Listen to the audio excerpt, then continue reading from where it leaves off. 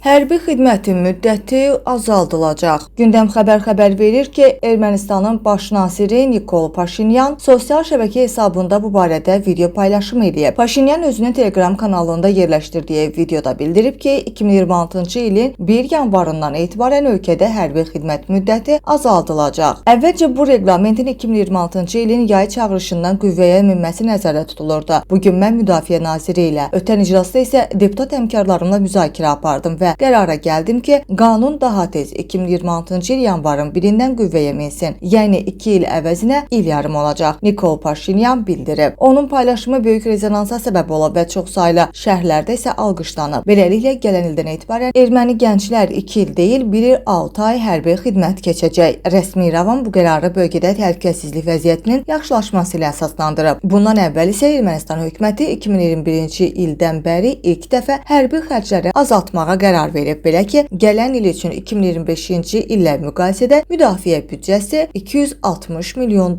azalıb.